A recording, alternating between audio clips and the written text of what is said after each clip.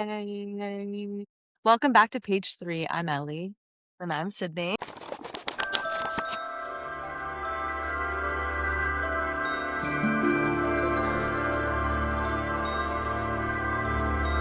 And in today's episode, if you've been here for a while or if you've been here since the beginning, then you know that Sid and I have been anxiously awaiting this time in our lives because ever since the beginning of our streaming of this podcast, a kind of pivotal point for multiple reasons, not even the podcast, but just our friendship. We've been like long distance for so long. And so now that time has come to a close. So we thought we'd just talk about like moving and the anxiousness around big changes like that and moving and, what that all brings in and how excited we are and how privileged we are that we get to experience this. And also just like the complicated feelings with like changing your life, which has been a lot of the topics we've talked about lately on the podcast. But we're just so excited to be here and to talk about everything and that this is finally fucking happening since moving here to California in 12 days. So I can't wait Yeah. to have her here. I'm so excited for this new chapter for us, and I'm just so excited. Yeah. Well, yeah, obviously, if you've listened at all, then you know that me and Ellie grew up together in the same town, and then we obviously both moved away for college. Ellie made it back sooner than I, but I'm on my way back to our beautiful, beautiful town. I'm so excited. I've missed California so much. I've just been waiting for this for so long. This has been like an ongoing conversation of like Sydney's going to move to California, but I didn't have a lease. I didn't have a plan. Like there was no anything like that. And as of recently, I signed my lease and I got all of my things in order. I actually have packed up my entire current apartment, which is a crazy thing to just walk out and see 6 suitcases in front of my door right now. But that's been the situation. Yeah, I'm very excited. But also, if you know anything about me, I think I've talked about this before. I moved a lot growing up. It's my 7th or 8th move now. And that's not including like my college stuff. That's just in my growing up. And so I get very stressed out about moving. I am quite literally the worst version of myself when in this process. I have a couple of friends flying with me to move, and I made a group chat with everybody, including Ellie. And I in advance, 2 weeks in advance, apologized for my behavior the days leading up to me moving and the days of me moving because I know myself. And I have shed so many tears in packing boxes of this apartment that I haven't even grieved the fact that I'm like leaving the place that I've lived for the last 5 years, which is Madison in Wisconsin. And instead have just cried over air sealing my clothes and the stress of managing to carry 6 suitcases through an airport. And I also have 2 pets. If you didn't know, I have 2 cats, Boston and Bowie. And my sweet, sweet angels, one of them is not going to handle the flight well at all. He has horrific anxiety constantly, all the time, mother like daughter or mother like son. I guess he's just like me. And so I picked up their drugs to sedate them for the plane ride. And me and Ellie have talked quite frequently about this move. And every single time I've called her, it's been like, I can be excited when I land. I just have to land. Right. When we talk about this in an episode in a couple of weeks from now, once I'm all settled, maybe you'll hear the post how I'm feeling after landing. I can't even form a coherent sentence in this episode if you can't tell by how stressed I am. Shall I walk everybody through my next few days? Yeah, go for it. Okay, so I obviously am the luckiest girl in the world. I really am. Like, I have been saying this all week that I'm literally the luckiest girl in the world, that I'm even able to complain about what I'm about to complain about. Okay. Like, I'm literally the luckiest girl in the world, but I'm going on a wonderful trip with my dad and my sister, and I'm so freaking excited. And I've been looking forward to it for weeks. However, when we planned this trip, I hadn't really checked my lease to confirm the day I had to move out of the current apartment I'm in. And I hadn't signed a lease for the apartment I'm moving into. So when I leave tomorrow, I get back at 11 p.m. on July 22nd. And then I work all day, July 23rd. And then 11 a.m. on July 24th, my lease ends. I gotta get out of here. So all I've done for the last week is like pack this apartment in preparation for the fact that like of my own fault, I did not check my calendar correctly when booking this trip I'm going on with my family, and did not realize that I would only have a 24-hour turnover before my wonderful lease ends. So I've been anxiously awaiting the day I move by packing weeks and weeks in advance. That's how and getting drugs for my pets and ordering furniture and apologizing to my friends for the behavior I will be on. And My sweet Ellie is picking me up from the airport. I'm so excited. I think that it's completely fair for you to feel anxious over a move. I think that it's really hard not to, just because it feels like there are so many moving parts to it and a lot of Yeah, things that and a lot of emotions. And I think Sid and I, which is why this is just like extra ironic, in high school would just consistently talk about like escaping the place that we grew up in, escaping. We never wanted to be there anymore. We loved the place, but maybe the people and different things that were going on and just all of these different aspects made it really hard to be there. And so I and Sid went as far away in the country as we possibly could. I went to Pennsylvania, she went to Wisconsin, like, we yeah, have been so far away for so long, and I think, there's how do you know when you're gonna wanna move? Maybe people are asking that, maybe they're watching this and they're thinking about moving or thinking about, up and changing their life and things, and I think it's hard to discern if it's gonna be the right decision. I think there's a real privilege in having lived in a place before and knowing that you have safety, like my yeah, family's makes my move a lot different than Sid's, right? Because your family isn't here anymore, which just that's just a different level of support and just like a different support system in general. And I totally. think something that I've kind of really tried to get myself to do and kind of handle lately is like it's kind of reminding myself that the anxiety that I feel or maybe the emotions that are going through my mind aren't necessarily gonna I don't need to handle them all at once. So even I Yeah, was thinking today, like, okay, well, I live in an apartment and there will come a day where I'm moving. There'll come a day where I'm out of this apartment, and that's such a beautiful privilege to even live in this apartment. And I just noticed myself getting so anxious over, like, the fact that I have a bookcase and books and how I yeah, let me have tell you. accumulated so much stuff here and how I'm planted here and I don't wanna move because I'm like I'm like, I think Sid and I are very similar. So it's like we're homebodies. Like Mhm, once we're in a place, we don't crave leaving it. And it's just like you mhm, have like your shape and your whatever. Like, forgive me if I'm wrong, Sid, but I just feel like that's kind of how we operate our lives. And so yeah, the idea of changing that scenery and switching to something that's unknown, even if it's going to be amazing, even if it's going to be so incredible, even if you're moving to California, which is a huge privilege on so many different levels, right? The fact that you can move, the feasibility of your move, all of these different things, the totally. fact that you can move on so many different layers, like, all these different things, it's so exciting, but it can be nerve-wracking in the sense of like Yeah, and I think also Sid, which she's talked about openly on this podcast, is like we both really struggle with control. And a move is very anxious and anxiety inducing because there can be a lot of factors that don't kind of pan out the way that you want it to. There are a lot of things you can plan, but you're not, something's gonna get totally. lost or something's gonna happen. And then adding the Yeah. pets into the play, which is something you really can't control because you know, Boston is It's an an a animal. yeah, he's a little animal, he doesn't know what's happening, you can't explain it to them, you can't, tell them, "Oh, I promise it's gonna be okay, you just gotta get through this time," and it's really daunting and it's very difficult. So I completely Yeah, hear and I see you in that, and I totally understand where you're coming from in that sense. yeah. I think you're really right. I also think for anybody that's, like, considering moving, wondering when the right time to move is, I obviously don't I've talked about this a lot, I'm not good with change, I don't do change well at all, and I've lived in Madison for 5 years, I moved here my freshman year, and then starting sophomore year, I never left, like, I didn't even go home for the summer. So, the way that the leases here work is that it's August to August, so pretty much everybody, once they start living in an apartment and off campus, stays through the summer because otherwise you're paying rent to not live here. So Right. I moved into my apartment sophomore year, and then I lived there through the entirety of the summer, and I never went home again. And so I've really truly lived here for 5 years. Like I went home for winter break and that was it.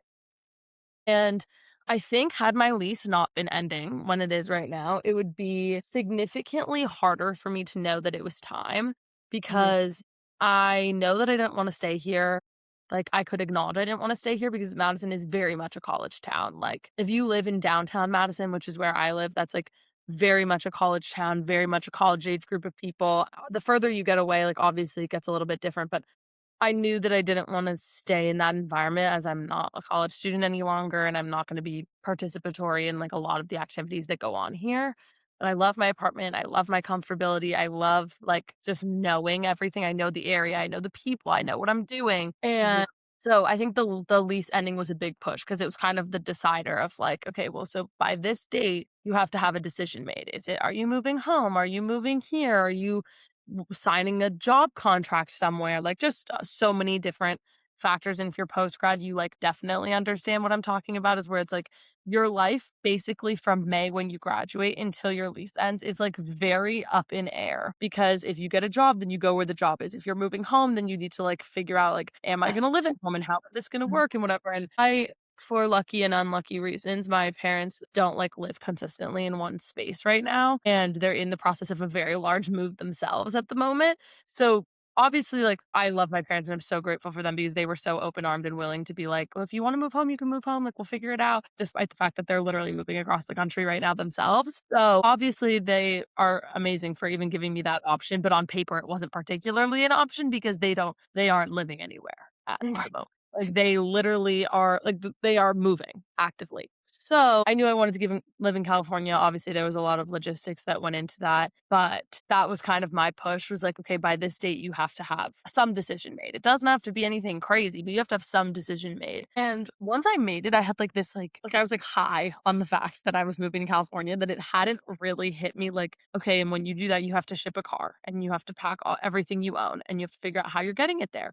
And you have to get all of those things into the airport and then into somebody's car after. And you have to unpack it all and you have to fly with 2 pets and what goes into that. So the logistics of it all, like, kind of all hit me full force, like, a couple of weeks ago. But the logistics of it all kind of hit me full force, like, a couple of weeks ago when I was packing up my stuff for my car because my car, I shipped it out prior to me leaving just because of the way my traveling schedule works right now. And I have a bookcase, like Ellie was talking about, like, the daunting task of, like, wow, I've accumulated all this stuff. Yeah. Well, I put all my books in these big bags that are gonna go in my car, and I'm packing them all up, and my friends are here, and everybody's kind of looking at me, like, waiting for it to hit me that this when you see it all laid out, it's a lot of fucking shit. It's a lot of shit. I have a lot of shit. And so we're like, "Okay, we're gonna weigh the bag." I have 83 pounds of books.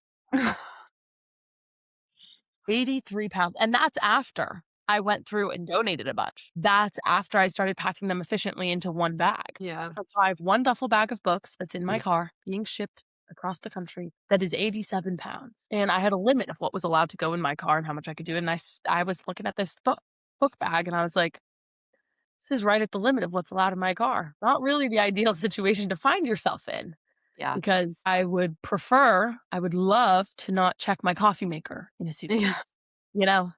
Yeah. So, that was, like, the logistical stuff that started getting to me, like, heavily, and at a And certain point, I was like, "Oh my god, like, I should have just stayed," like, and I don't even wanna live here, and I was like, "My life would just be easier if I just didn't pack up all my shit right now." well, your life would be easier right now, but your True. life wouldn't be In that easier. exact moment, yes. It would be at that exact moment, it would have been easier, but that wouldn't Yeah. make it long term, and I don't know why, I mean, me and you, I feel so similarly, like, me and you are such capable people, there's so much I try to tell myself, like, I've gotten this far, I have gotten myself this far, I've done it all, like, I don't know why, it's like those menial tasks, like, logistically figuring out how those things that just endlessly paralyze me, Yes, but correct.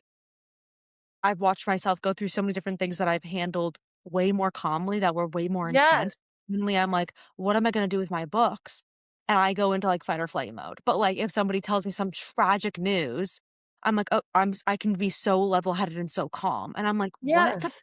type of psychopath am I?" Like, this is so strange.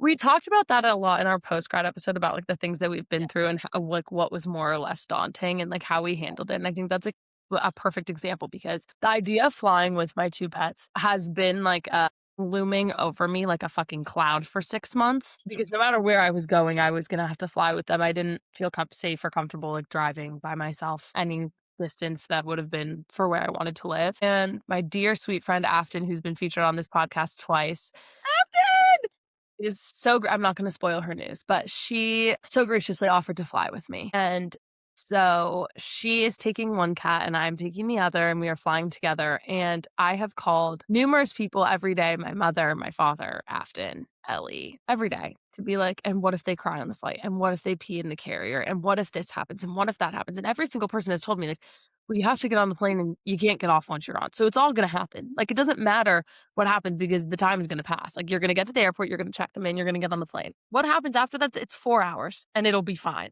And you Yeah. will land and everybody will have survived the flight." And I was like, "Yeah, but what if the drugs don't work? And what if this doesn't work? And what if that doesn't work?" And Afton was sitting here being like, well, so then I said to her, I was like, "Is there anything I can do to make you not stressed so that inevitably when I am incredibly stressed, you can be fine?" Mhm. And she was like, Sydney, like, I really think, like, this is the thing that's, like, causing you so much stress is the actual travel day itself, like, the Yeah, actual act of getting there, and she's like, "I feel like that's gonna be the easiest part." Like, we give totally. them the drugs, we get on the plane, we land. After you land, we can figure and Ellie's been saying this to me every day, "After you land, we can figure it all out. After you land, everything will be sorted out day by day." But Exactly. the menial, daunting task, like, not packing up my apartment stressed me out, don't get me wrong, I shed my tears. But the part that's getting me is not that I had to vacuum seal my clothes or, pack all of my stuff up and decide what I'm throwing out and what I'm giving away and what I'm donating and what's this and that, and not the logistics of like how to ship my car and what day these flights have to be and how to coordinate somebody getting my apartment key and like all that stuff. It was a pain in the ass, but I can do it. The part that has literally put me in a corner in the fetal position is the flying. The 4 hours. It is 4 hours of my life. And that shit has me on the corner of the floor in the fetal position I literally have been like, it's not worth doing it. I'll just give up the move to not fly 4 hours. Wonder why do you think that is? I'm so stressed about flying with the cats. And I know in actuality they are going to be fine. They drive in the car with me all the time, by the way, and they don't make a beep. Like they're fine. So you think it's I really cats? and all of my stuff. It's like the idea of like I'm gonna be carrying the cat carriers and I have 5 suitcases and like they somehow have to get in there.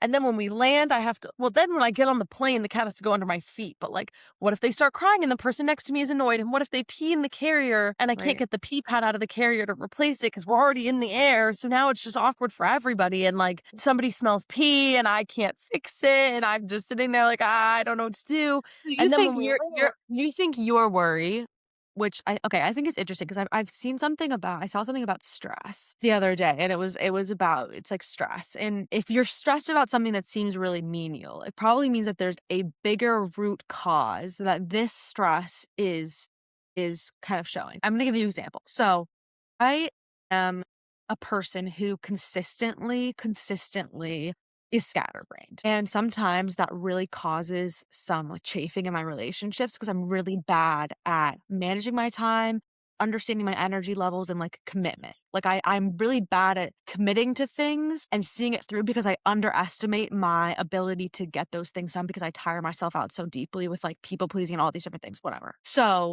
because of that, I get really stressed and I get really anxious. I get really insecure in my relationships. I'm like, I have so much love for the people in my life. I just don't have the energy to like show up some days. And I was shopping today on my phone, shopping, looking at sheets, whatever. And I start going into a full blown anxiety spin. I feel it in my stomach. It's so bad. I'm and I'm like, what sheets am I going to get? Like, what sheets am I gonna get? I don't how am I gonna get what sheets am I gonna get? And then I had to realize to myself, like, Ellie, this has actually nothing to do with the fucking sheets, bitch.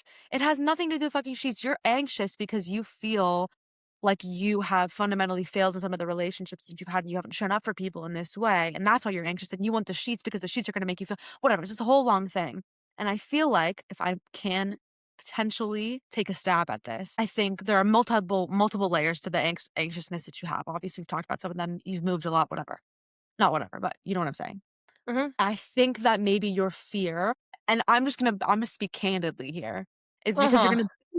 gonna you're gonna be on this plane with the cats and you hate being an inconvenience. You hate it. Okay. You are very used to in your life being so competent and being like, "Okay, I got it." Like, if anybody needs anything, you are the one that has it. You hate inconveniencing other people, you hate needing help.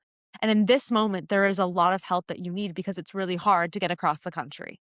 So that's, I think, is number 1. And number 2, I think, is that you want people to see you in a very positive light. You love when people see you positive. You don't want people to see you bad. Okay, who does? Let's be honest. No, I'm right there with you, sister. I promise, okay? And these cats will be screaming and crying and whatever, and you're gonna be potentially judged by the people on the plane, and you don't like being judged by anybody, let alone or most of all, strangers.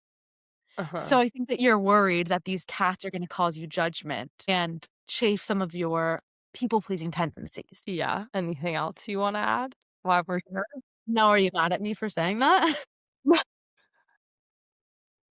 Are we getting into a No, fight? I think you're so right. The help thing, I think you're really right about because I actually, like I hope somebody else can relate to this because now this is just a psychoanalyzing Sydney's anxiety about her move video, Girl, but we psychoanalyzed my fucking sexuality. It was bound to yeah, no, happen. I'm no judgment, like, that's what this podcast is all about, Yeah. but I hope somebody can relate to this, but I literally God, if my mom is watching this, I'm gonna have to eat my words, so sorry, mom, but me and my I picked, like, a huge, massive fight with my mother last week. Yes, mom, I'm admitting it. And it was because I didn't ask anybody to help me with this move. Like, I didn't ask anybody to, like, come help me pack up my apartment here, which, like, when you've lived in a place for 5 years, you do need help with that. Like, there's a Yeah. lot of things to put away and pack and figure out how to get it there, and also it's just nice to have the help. You don't have to do it by yourself. Like, maybe you don't need it, but it'd be nice, Yeah. and I didn't ask anybody to do that. Like, I didn't tell my parents, like, "Oh, can you come help me pack up my apartment? Oh, could you fly with me?"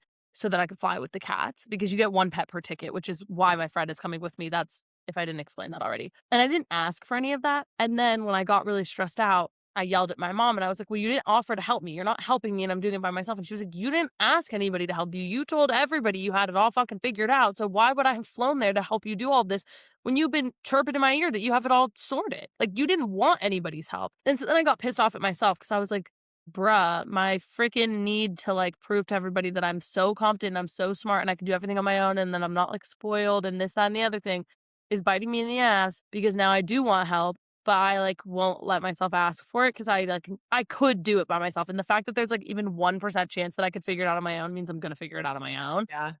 And then when we were trying to figure out the flying thing and Afton offered, she was like, "Well, I would go with you, you know, like if it worked out." And I was like, "Oh my God, really?" She's like, "Yeah." And I was like, "Well, perfect. She offered. Like, I'll just take her up on that." And then when it came to the actual move part, like when I land there and we have to move everything in, I have been telling all my friends that I'm moving, obviously, like all my home friends. And Ellie Yeah. was like, "Well, obviously I'll pick you up and obviously we'll do this, that, and the other thing." And then my other dear friend Katie, who lives in California, I was on the phone with her and I was like, "Yeah, I'm so excited." And she was like, "Oh my God, well, that's perfect because I'll be there that weekend to see my family. So I'll help you do all this stuff." And I was like, "Oh, like, well, everybody's offering. So I guess I don't have to do it by myself." But I wouldn't have asked is the Yeah. problem. You know, I know that you said, like, hopefully somebody out there under like, that's listening understands, but I think that actually, like, is really resonates deeply with me, which you know that, you Yeah, already know about me, but of I get it, course. like, I really do, like, I super struggle in my relationships to ask for help, I just don't do it. I just it doesn't even it's not even a thought that crosses my mind, honestly, like, I Yeah. never think when I'm doing something, "Oh, I'm gonna need help," I just think like, "Oh, all of this is on me," and I start freaking out, and then I start having all this anxiety when I coulda just asked all along, and I'm around people, and I'm friends with people who are really good at asking for help, and I think Not I. that what? I said, not I. No. I think I'm that not I one of start them. not I either. I think that's something that I really struggled with is, like, almost having, like, resentment towards those people because then it kind of perversely goes in the same way of, like, I can't say no to people, so if you ask me for help, I'm going to help you. Come hell or high water, right? No matter how much of a detriment it is to myself. And then I started to resent the other person because 'cause I'm like, I would never ask for help. Like, I could do this by myself, like, I would never ask for help. And then also getting mad because it's like, "Well, you coulda said no, babe. You coulda said no." And it's just And then it's also it's getting mad because it's like, "Well, I would have helped you no matter what, but you didn't offer to help me." But I exactly. can't be mad that, you didn't offer because I didn't ask. 'Cause it's like a Yeah. vicious that's literally the fight that I picked with my mom was, like, that exact argument, and it was like, I think you're so right about the psychoanalysis of it all, honestly, is, like, the stress that it's causing me. It's like that's why I kept just being like, "When I land, it's okay," because it's like all of the people that have offered to help me and all the people that know me well enough to know that I will need help. Like, I Yeah. even sent in our group chat Ellie's in this group chat of me being like, "Well, we don't have to get all this stuff done that day, like, I'll just be grateful for whatever you guys are able to do, like, doesn't matter." And both you and Katie, they were like, called me separately on your own accord, and we're like, "Dude, we'll just do it. Like, everybody Yeah. knows what they're getting into. You were the only one that is stressed about this. Like, it's gonna be fine." I also And think that you think in your mind that you are way better at hiding your anxiety than you are. I'm gonna be so correct, honest. I think obviously. you don't realize how, like, Palpable it is? not palpable, that's not fair, that makes it seem like it's a bad thing. I just think that, like, you and I love this about you, you wear your heart on your sleeve. If you're pissed at me, I know that you're pissed at me. If you're sad, I know that you're sad. If you're anxious, I know that you're anxious, which is great. And the same goes for me.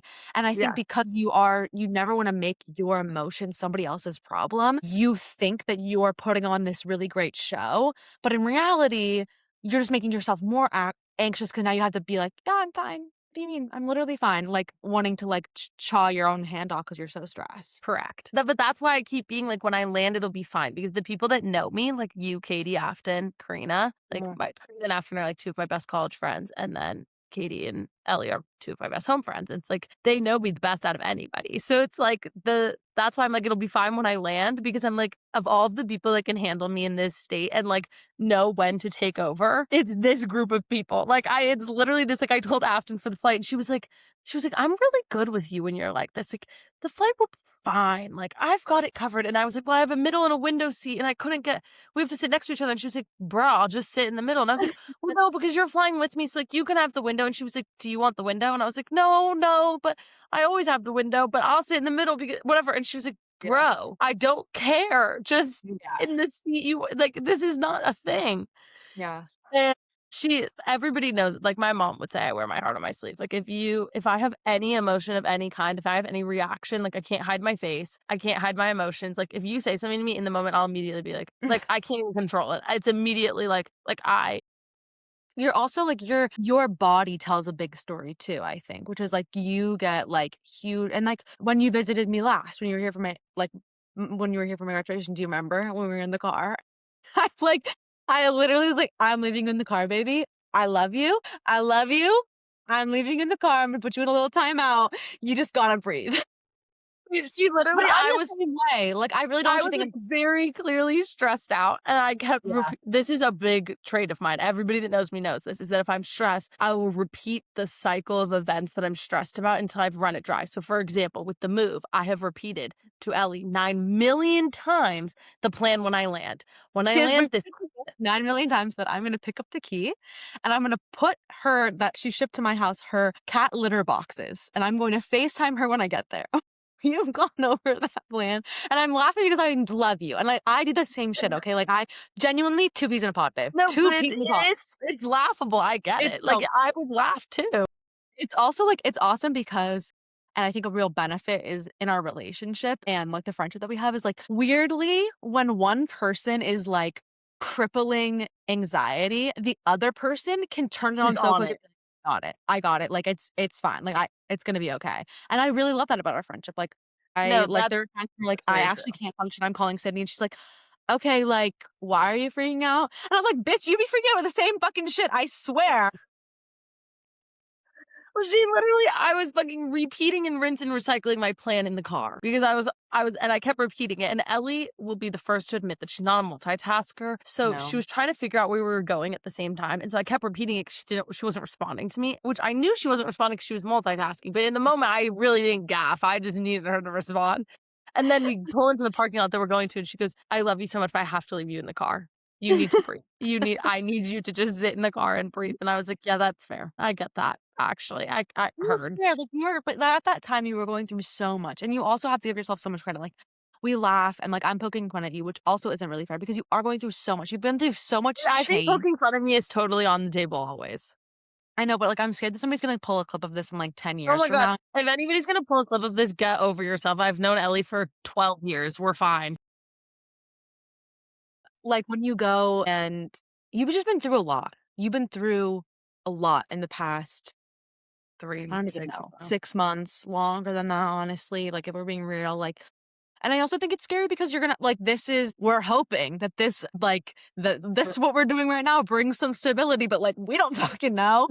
So, I think it's scary because it's like, you're moving here and, like, one thing I know is, like, oh, okay, I'm so happy because like, I have my best friend. Like, I'm so excited because like, I'm gonna make this her do everything with me, right? Like, I'm so excited for that, but, like, beyond that, me and you, have no idea what the rest of our lives look like, and that is so scary, you know? Correct, correct. Right now, all I can stress and think about is, will my mattress fit in my car? So, So, like, I and if it doesn't, we got it. Like, I already told you, if it doesn't, I have 3 cars that it will fit in. I bro, did told you you. see Katie's text going, "Bro, we could just rent a U-Haul for the day, it's really fine." I don't Like, wanna be in charge of renting a U-Haul for a day. but I'll do it then. I will literally rent a U-Haul. I will call them for you and be like, "Okay, great. I'll see you then."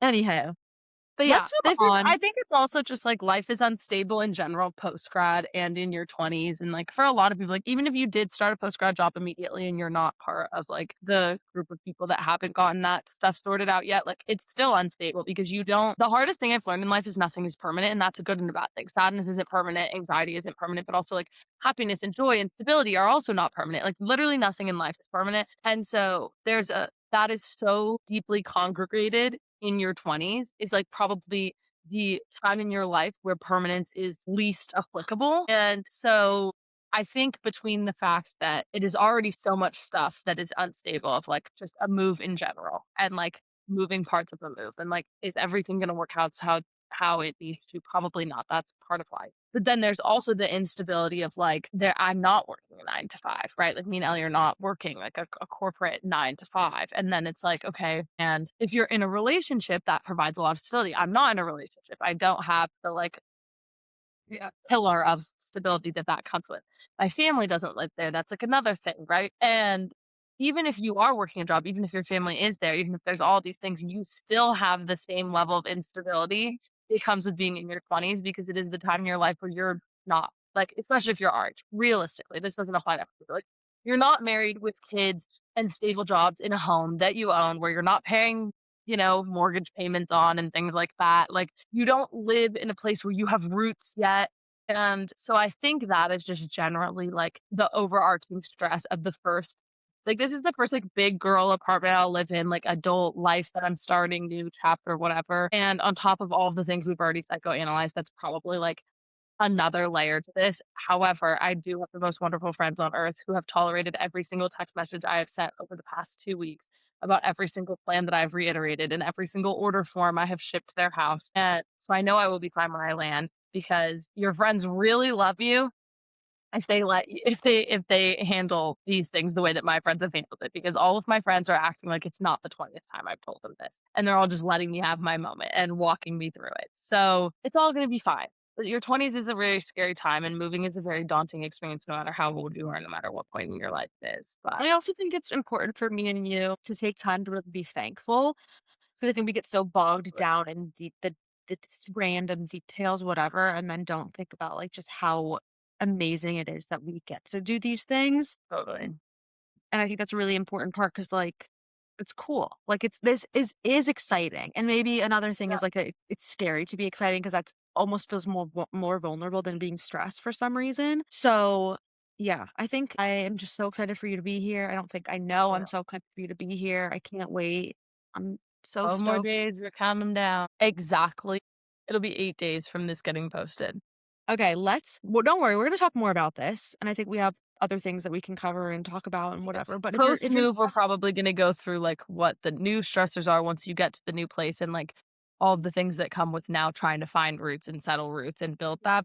And yeah. also, I'll let everybody know how the cats took the flight. I'll make sure in grave detail to include how I handled it. I'm sure I'm gonna be worse off than they are, but that's okay. And we'll cover this when I get there in a new filming location unlocked.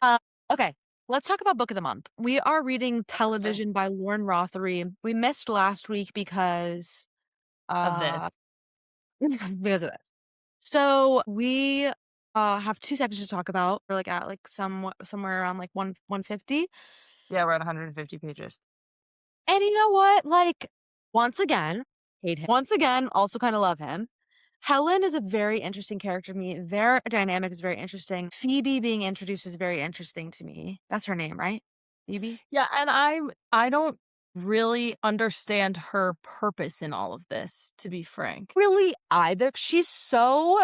Her section is so different than like Helen and Verity are like telling a story, and Phoebe, I'm like lost in her mind. I'm like, girl, where the fuck are you right now? Are you on Earth? Because I don't know what the fuck you're saying. But I I really like, she's, like, distracting to me. Like, every She's time I so distracting. when I Once get to her, I lose track of the whole timeline of the other part of same. the story. Same. I'm like in La La Land. I'm like, wow. But then at the same time, I'm like, oh, like, damn, like, I can't follow. So this is like probably the most on paper stream of consciousness. Her character is the most on paper stream of consciousness that I've ever Yes. read. Because I was like, damn, that's Yes. exactly what the inside of my mind looks like. Like when she's spelling shit out, and she's like, wait, does if they don't say it like that? I'm like, why did this make it on the page? Just out of curiosity, like, well, Yes. why is this happening right now? And And like, her stream of consciousness thus far has literally, like, almost negative parallel to the actual story, and totally, maybe we are not grasping what we're supposed to be grasping, and there's, like, some probably particular not. reason and meaning, Probably not. but where those 2 timelines connect other than they all know each other, the stream of consciousness that she has been on is going this way, and a Helen and Verity's story is going this way, and she's just la-di-da-di-dawing over here, and it's not even following the same timeline. So they're going like this, and she's la-di-da-di-dawing over here. Like, No, literally, she's, like, going this way and that way. When she went through that whole description of her grandparents' funeral, I was oh my literally God, I was sitting there being like, what the fuck is going on and why do I even care? I don't want. Also, then it's like the French transcript and the English transcript. Obviously, I'm not reading the French and translating into English. I ignored that one and I just read the English all the way down. And then she's like, oh, wait, but in this word, French means this. And I think it's beautiful that it means this. And the whole time I'm like, do you even know Verity and Helen? No, seriously, I'm gonna be so candid right now. If I didn't have to read this for the podcast did, I would have DNF'd it.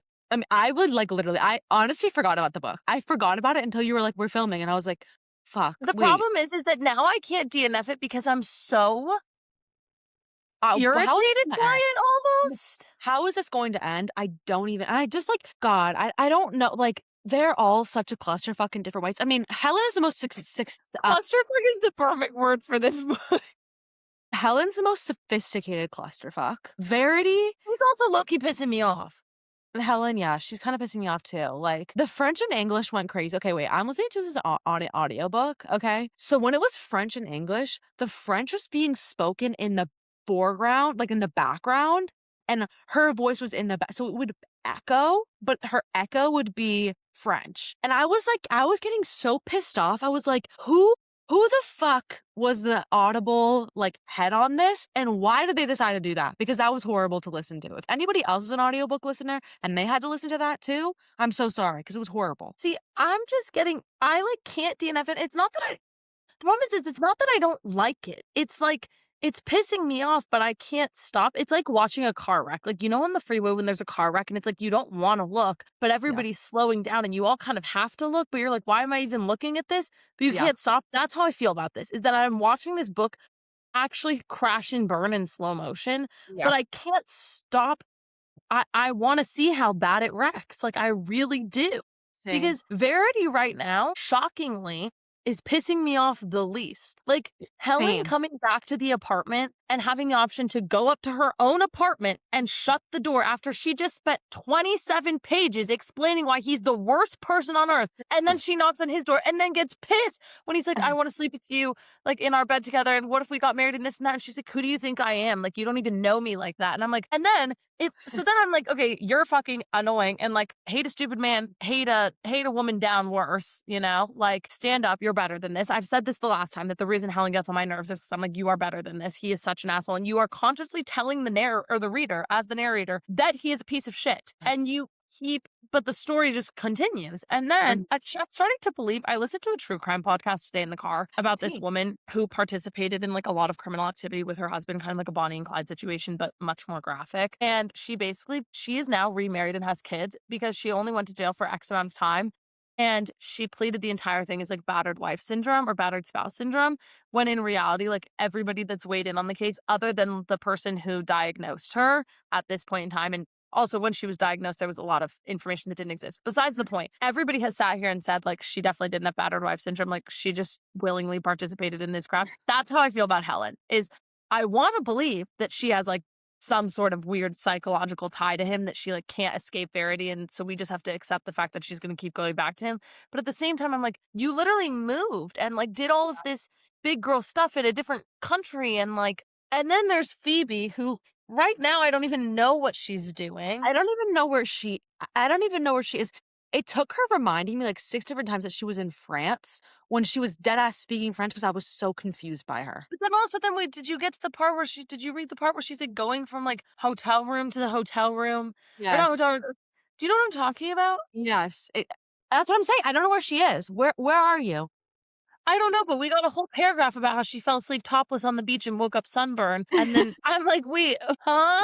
Meanwhile, nobody's heard from Helen or Verity in 46 pages, so I don't know what they're doing. Wait, because when Verity is doing his, like, interview with the woman, oh my God, that honestly so entertaining. When he was, like, That was the taking her best part of the whole book.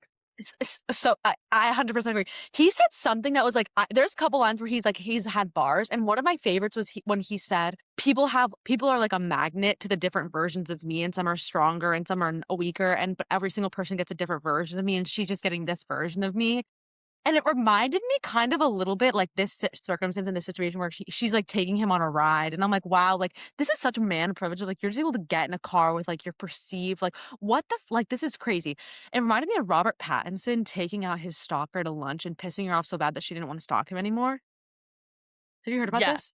Yes. This literally that also reminded me of this, like, him taking her when they're doing this whole interview, which is literally, like, the longest section of the book thus far, like, is this interview, and when they're doing it and, like, the whole perception of you that you have of him pre this interview is, like, alcoholic, drug Yeah. addict, super unintellectual, right? Like, your perception of him is this, like, bad boy who's never cracked a book, right? Yeah. And then the whole time that she's, like, throwing himself at him and, like, he's sitting there talking about, like, the plastic in her face and being like, "God, I wonder what she looks like as a little girl, like, I that's so sad," and then she's sitting there, like, doing lines off his coffee table, and he's like, She keep offering it to me, and I keep saying I don't want it, I don't know," and he's like, internal monologue is like, "Why does she keep offering me cocaine?" I And know. the whole time I'm sitting here being like, "Wait, like, my perception of you, like, you would have been in on this," so I'm a little confused because now we're getting, like, you have a conscience, and, Yeah. like, you have the ability to make good choices. So is pre leading up to this interview, you had the ability to make good choices and you just didn't? Like there's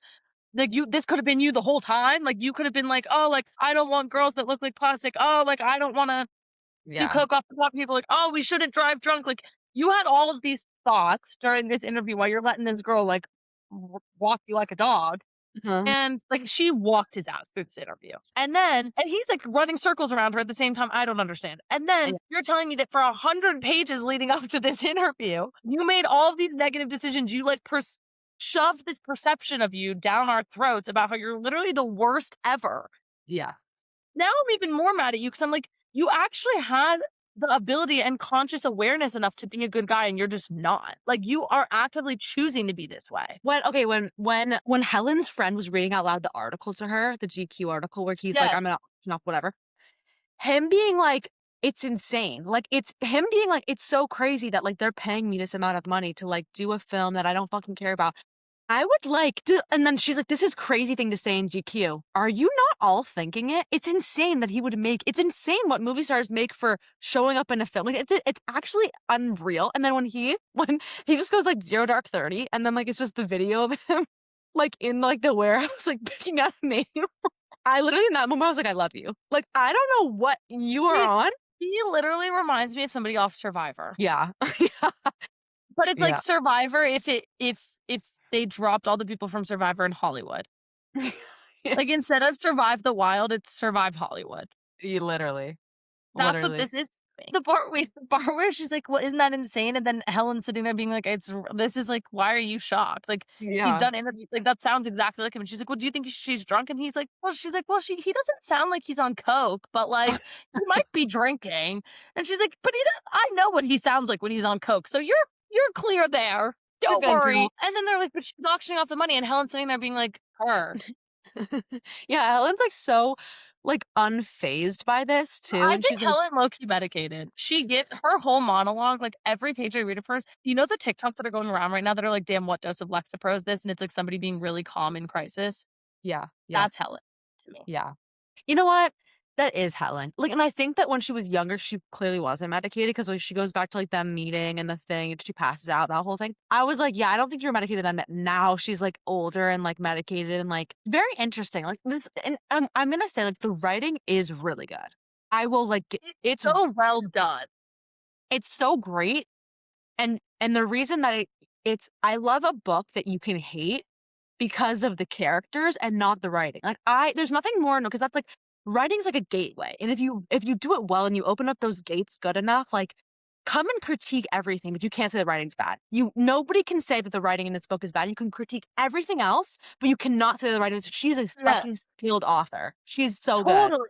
And also, I think it's very ballsy as an author, and maybe we said this last time, but it's very ballsy as an author to Yeah. write characters so infuriating because Yeah. you're subjecting yourself to everybody hating this book because they don't like, I was getting really pissed off and I was like, I had to take a second and be like, wait, I actually like this book. I just don't like these characters.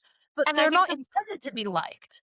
totally, but I think it takes a certain type of reader to be able to read something, because if you don't like something, or if there's a character that you hate, Yes. sometimes the reason that you hate them, and I'm just gonna totally be candid here, sometimes the reason that you hate them is because they remind you of yourself.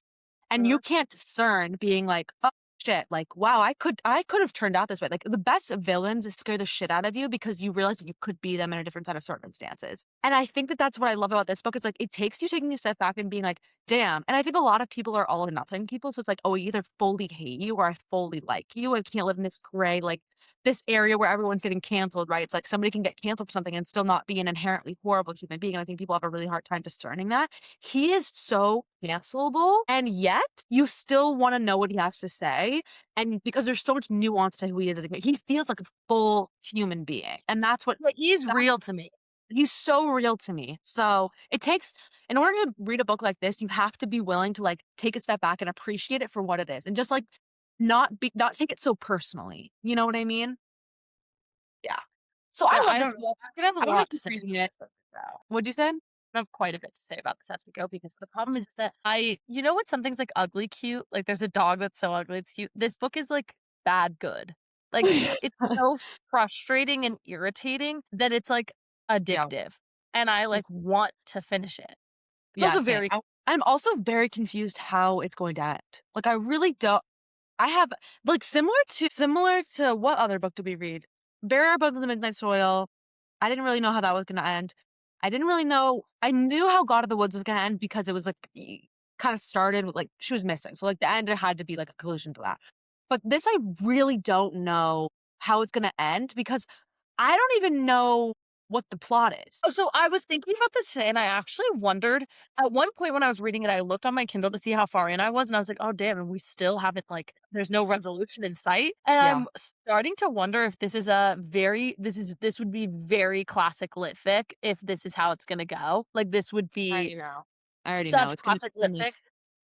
No, if it was like an I who have never known men situation where there is no ending, right? Like Oh, it's yeah. just experience, which is lit fic is usually like there is no ending. It's literally like these are all of the events of the thing that happened, end of story. Yeah. And so I'm wondering if this is gonna follow like the lit fic trajectory where it's like we just read all of their lived experience and then the end is basically be like, okay, and that's my story. Hope you Yeah, liked it. no, I think it is gonna be like that, and, like, I know that it's gonna be like that, okay, because it's lit fic, I already knew that. I'm more so like, when will the story end? Because at what point does it make sense to end the like, what point is it a distinct do you know what I'm Well, saying? at what point do we even know the point of the story in general? No. No, it says it's because of, like, this whatever, and then this girl, and then they had this, like, But it took auction us thing, whatever. 70 pages to even get to the auction. I know, that's what I was waiting for that the whole time, and then when this happened, I was like, "Oh, whoa," I kind of forgot that was the plot of the book because I thought we were just, like, living in Helen and Verity land, and then, like, there's this new girl, and I'm like, What are you where are we? Where are you? Are you on drugs? Be honest." Who Phoebe is. She just kind of appeared. She I don't even know I don't even know how Phoebe is there either. I don't even think Phoebe knows where Phoebe is. I don't But even do think we sh know how she's related to them? Like, is she was she referenced at any point? I think she's the one that wins the thing. She's the one that wins the lottery, and it's gonna be up until the point where she wins the lottery.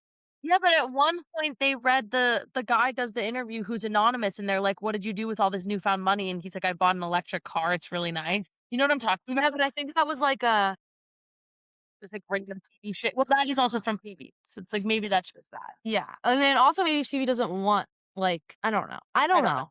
I don't Phoebe's know. probably on a beach somewhere. Wish her the best. Yeah. Keep on doing coke, girl. Live It's your life. rotting your brain real good. I can't. So that I mean, do we even? I don't even know if those were coherent thoughts on this book, but those are the ones we have. No, they were confused. We're as confused as this book is. If this book was on a spectrum of sexuality, it would be smack dab in the middle of confused. Okay, This book would be no. okay. We're gonna go for your sake Wha and for ours, and we'll be seeing you soon to keep talking about this anomaly. And you And know our what? Maybe this episode was kind of like Phoebe. Maybe this was our Phoebe chapter. Maybe maybe this was our Phoebe. we're all Maybe Phoebe. we're all Phoebe because this episode really was a stream of consciousness. But nonetheless, that's what you But signed up. isn't all of our episodes is a stream of consciousness with But also, conversation? it's like this is why people love us. You know, you either love us or you Do hate us. people But love this is us? why you love I don't us. think we're at the point in our lives where people are like loving us or hating. We don't even have like 100 followers yet. You know, it's fine. People love us. People love us. People love us. We love you. So And we love you. And this is love for you. you, always. Okay. Always for you, baby. Bye. See you in the next chapter.